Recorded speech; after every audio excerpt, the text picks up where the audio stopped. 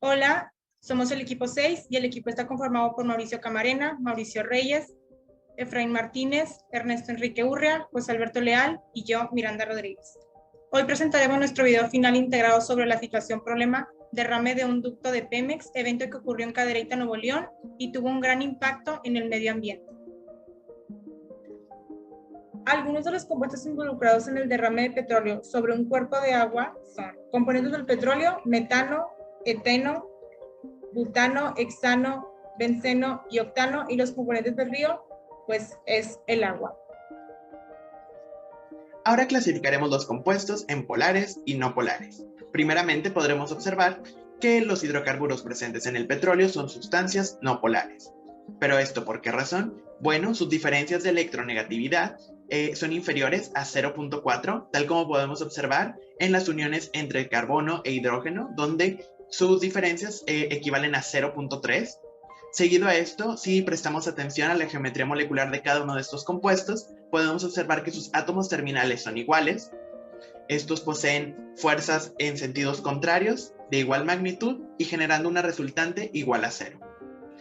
Finalmente, podemos decir que las geometrías ideales están presentes en moléculas como el benceno y el metano, siendo esta otra característica muy importante de los compuestos no polares. Seguido a esto tenemos los compuestos polares. Un ejemplo de estos es el agua, el cual cae en esta categoría debido a que tiene un lado cargado positivamente y otro negativamente. Asimismo, la diferencia de electronegatividades entre sus átomos es superior a 0.4, siendo en este caso particular del agua la diferencia entre hidrógeno y oxígeno igual a 1.2. Seguido a esto, si observamos la geometría del H2O, podemos visualizar que las fuerzas de hidrógeno apuntan hacia arriba, pero no existe otra fuerza que las neutralice. Por esta razón, la resultante no es igual a 0 y caen en la categoría de ser sustancias polares. Fuerzas intermoleculares. Los componentes no polares, como los hidrocarburos, tienen fuerzas intermolecular máxima a las fuerzas de dispersión, las cuales se caracterizan por ser débiles ya que se forman cuando ocurre un momento dipolar temporal entre los átomos de la molécula. Aquí podemos ver en el GIF número 1. Por lo tanto, las moléculas polares como el agua tienden a tener mayores fuerzas intermoleculares y por lo tanto ser más fuertes. El agua posee fuerzas de dispersión, fuerzas dipolo-dipolo y puente de hidrógeno. Esta solo la tienen moléculas polares que tienen unión entre hidrógeno y alguno de los elementos como el flúor, el oxígeno y el nitrógeno, y aquí podemos ver un ejemplo que es el de hidrógeno. Al existir fuerzas intermoleculares débiles, existe una mayor volatilidad y por lo mismo los puntos de fusión y ebullición de la molécula se vuelven más bajos.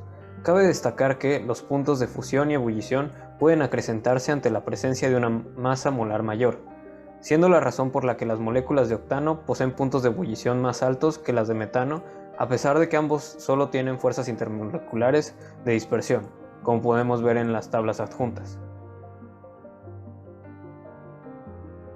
A menores fuerzas intermoleculares se incrementa el grado de evaporación de un líquido. Esto se debe a que las fuerzas que mantienen unidos a los átomos son débiles y se vuelve más sencillo para ellas escapar hacia su estado gaseoso. Por esta razón, al presentarse un equilibrio dinámico, una débil fuerza intermolecular como la de los hidrocarburos tiende a facilitar el incremento de la presión de vapor. Como podemos ver, aquí hay dos ejemplos a analizar sobre todo lo previamente mencionado relacionado a las propiedades de los compuestos. Primeramente, podemos observar que debido a que el hexano es no polar y posee fuerzas intermoleculares de dispersión, sus puntos de ebullición son menores. Por el otro lado, podemos ver que el agua, al ser polar y poseer fuerzas intermoleculares de puente de hidrógeno, tiene un mayor punto de ebullición, reafirmando las relaciones previamente mencionadas a lo largo del video. Otras propiedades que se ven afectadas por las fuerzas intermoleculares o composición de una sustancia son: a mayores fuerzas intermoleculares, mayor tensión superficial. En el caso del agua, su alta tensión superficial fomenta que otras sustancias en contacto permanezcan en superficie. A mayores fuerzas intermoleculares, mayor viscosidad. Los átomos de las moléculas se encuentran unidos con más fuerza y por lo tanto se resisten a fluir. Al mezclar dos sustancias, aquella con mayor densidad se hundirá, mientras que la de menor densidad quedará en la superficie.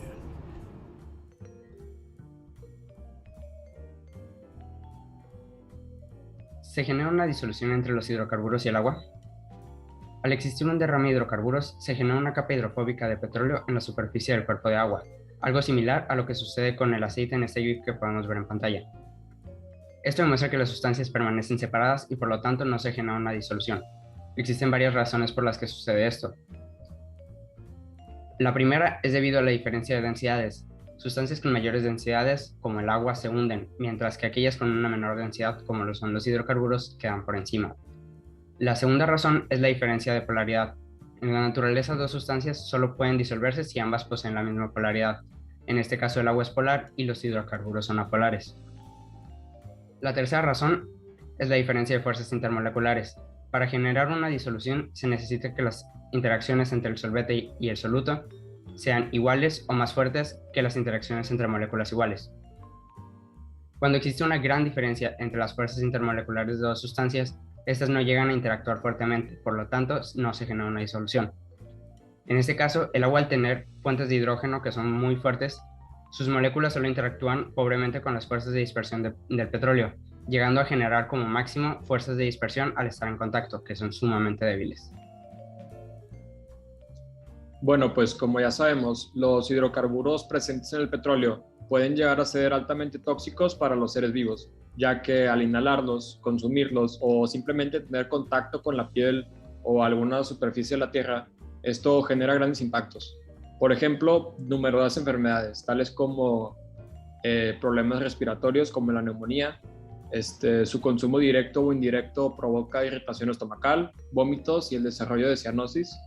Y en casos de alta exposición se pueden producir efectos neurológicos como convulsiones y falta de la coordinación. Otro de los impactos que puede llegar a tener es en el área de la fertilidad. Al entrar en contacto con la tierra, esta pierde sus propiedades fértiles, por lo que se generan reducidas áreas naturales y una menor producción agrícola. Igualmente los animales sufren modificaciones genéticas que pues llegan a imposibilitar su reproducción, generando desequilibrios en la cadena trófica. Otro de los impactos ambientales negativos que la presencia de una capa de hidrocarburos en la superficie del agua llega a tener, pues son cambios en los patrones migratorios de las especies, ya que los animales van a intentar huir de la mancha de petróleo. También habrán menores niveles de oxígeno en el agua, ya que la capa hidrofóbica bloquea el paso de radiación solar al fondo del mar, evitando que las plantas marinas realicen su fotosíntesis. Y también, como se puede esperar, la muerte de especies. Esto es porque algunos animales, como las aves, tienden a perder la capacidad de regular su temperatura del cuerpo al entrar en contacto con el petróleo, y esto pues va a tener grandes problemas a largo plazo. Por estas razones creemos que es necesario que se aplique una solución al problema, como es el uso de dispersantes químicos en el agua, los cuales ayudan a reducir el tiempo de degradación de los hidrocarburos, esto disminuyendo las fuerzas intermoleculares de los compuestos. Este tipo de proceso solo ocupa de estudios previos, la selección de un medio de transporte y la aplicación del dispersante en cantidades apropiadas. En pocas palabras, un derrame de hidrocarburos no solamente afecta al medio ambiente, matando especies y destruyendo hábitats, también afecta a la población humana, por ejemplo a los ganaderos y a los agricultores haciendo sus cosechas tóxicas y a los ganaderos matando su ganado. Todo lo anterior se pudo comprender gracias a la materia de fundamentación de la estructura y transformación de la materia, que nos ayudaron a entender el comportamiento de los hidrocarburos sobre el agua. En conclusión, a lo largo de este proyecto se lograron conocer los compuestos involucrados en un derrame de petróleo, la composición del agua e hidrocarburos, así como el impacto que tienen sus propiedades moleculares en su forma de reaccionar ante estímulos externos como temperatura. Lo anterior, mediante la aplicación del tema de geometría molecular para identificar la polaridad de cada sustancia y los conceptos de fuerzas intermoleculares y densidad para conocer su solubilidad, ayudando a entender la razón por la que un hidrocarburo se mantiene en la superficie de un cuerpo de agua y por qué esto es grave para el medio ambiente. Muchas gracias.